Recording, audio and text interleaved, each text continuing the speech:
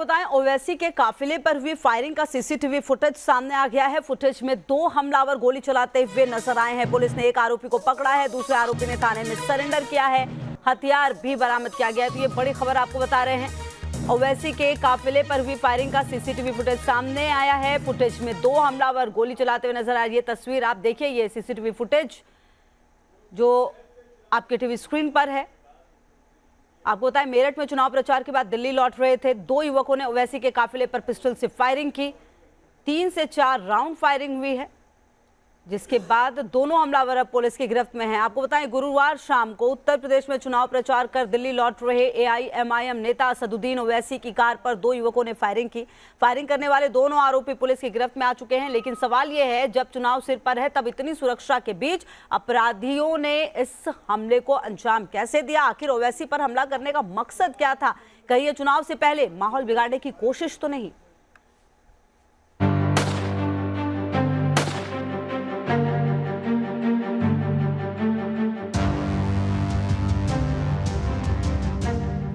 असदुद्दीन ओवैसी के काफिले पर हमला, ओवैसी की गाड़ी पर कई राउंड फायरिंग। सीसीटीवी फुटेज में आप साफ देख सकते हैं कैसे 2 हमलावरों ने ओवैसी की गाड़ी पर फायरिंग की। पहली तस्वीर में आप लाल रंग की हुडी पहने शख्स को देख सकते हैं। उसके हाथ में पिस्तौल है और वो बेखौफ होकर टोल प्लाजा के पास ओवैसी की गाड़ी पर गोलियां चला रहा है। उसके ठीक पीछे दूसरा हमलावर भी आता है जो सफेद रंग का स्वेटर पहने हुए है। उसने भी हाथ में पिस्तौल ले रखा है और दनादन फायरिंग कर रहा है। चौंकाने वाली ये घटना गुरुवार शाम की है, जब एआईएमआईएम चीफ असदुद्दीन ओवैसी मेरठ जिले के किठौर क्षेत्र में एक सभा करने के बाद हापुड़ गाजियाबाद होते हुए दिल्ली जा रहे थे। हापुड़ के पिलखवा एरिया में नेशनल हाईवे पर छिजारसी टोल प्लाजा से गुजरने के दौरान 2 युवकों ने ओवैसी के काफिले पर पिस्टल से फायरिंग कर दी। इसमें 2 गोली ओवैसी की गाड़ी के निचले हिस्से पर लगी, जिससे उनके कार में छेद हो गए। फायरिंग से टोल प्लाजा के पास अफरा तफरी मच गई। घटना की सूचना पर गाजियाबाद और हापुड़ जिले की पुलिस मौके पर पहुंची।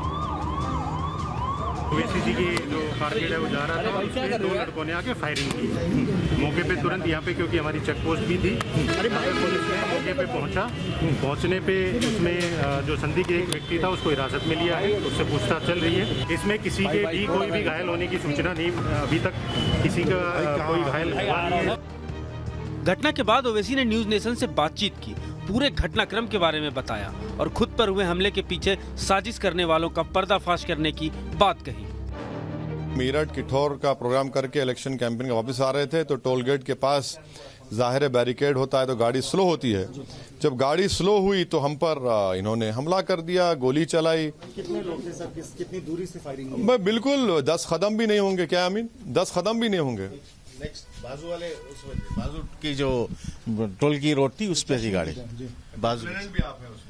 ये इस केस में कंप्लेनेंट भी हैं और ओवैसी साहब हमारे साथ हैं। अभी इनको पानी पीने देते हैं। लेकिन सर सवाल ये आ रहा है कि क्या इसके बाद आप सुरक्षा की दरकार करेंगे? आपकी मैं नहीं लूंगा। मेरा मोदी सरकार से, उत्तर प्रदेश के एडमिनिस्ट्रेशन से एक ही डिमांड है, ये 2 लोग ये बड़ा काम नहीं कर सकते। इनके पीछे बड़े बड़े दिमाग वाले जहरीले लोग हैं, उनको आप पीछे जाइए, उनको बेनकाब करिए। अगर आप नहीं करेंगे तो फिर हमला किसी और पर होगा। क्या लगता है सर, ये 2 लोगों का प्लानिंग है? इसके पीछे कोई बड़ी यकीनन बड़ी ताकतें हैं, बड़े जहन है, बड़ा जहर है और वो नहीं चाहते कि असदुद्दीन ओवैसी संविधान की बात करे।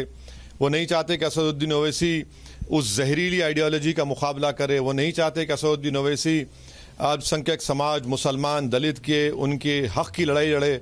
वो ये समझते हैं कि गोली मारकर हमको खामोश करने से उनका काम हो जाएगा। नहीं होगा। ओवैसी पर हमले के दौरान एक चश्मदीद ने हमें इस घटना के बारे में तफसील से बताया। कुछ चश्मदीद भी इनके साथ थे, हम उनको भी देखेंगे, उनसे बात करने की कोशिश करेंगे। जब ये हमला हुआ तो ये चश्मदीद हैं जो उस समय उनके साथी थे। क्या पूरा घटनाक्रम था, एक बार आप बताएंगे? क्या नाम है आपका? मेरा नाम यामीन है। यामीन जी, आप जैसे ओवैसी साहब बता रहे हैं, सिर्फ 10 कदम की दूरी पर 2 हमलावर थे जिन्होंने ताबड़तोड़ फायरिंग की। जी, हम लोग टोल गेट पे खड़े हुए थे, सामने एक गाड़ी थी जी। बगल वाले टोल गेट जो रोड होती है वहाँ पे 2 लोग थे जी। वो देखा, मैं एकदम से फायर कर रहे थे तो मैंने सामने वाली गाड़ी को धक्का मारा, फिर जोर से धक्का मारा, फ्री हो गया, मैं निकल गया। ओवैसी पर हमला करने वाले एक शख्स का नाम सचिन है, जिसने लाल रंग की हुडी पहनी हुई है। उस पर ओवैसी के काफिले में शामिल एक गाड़ी ने टक्कर मारी, जिसके बाद वो सड़क पर गिर गया और बाद में उसने थाने में जाकर सरेंडर कर दिया। इसके थोड़ी देर बाद सफेद स्वेटर वाला शख्स, जिसका नाम शुभम बताया जा रहा है, उसने भी गाजियाबाद जाकर सरेंडर कर दिया और पुलिस ने मामले में इस्तेमाल किया गया पिस्टल भी बरामद कर लिया है। यूपी पुलिस के एडीजी लॉ एंड ऑर्डर खुद पूरे मामले की जांच में जुटे हैं।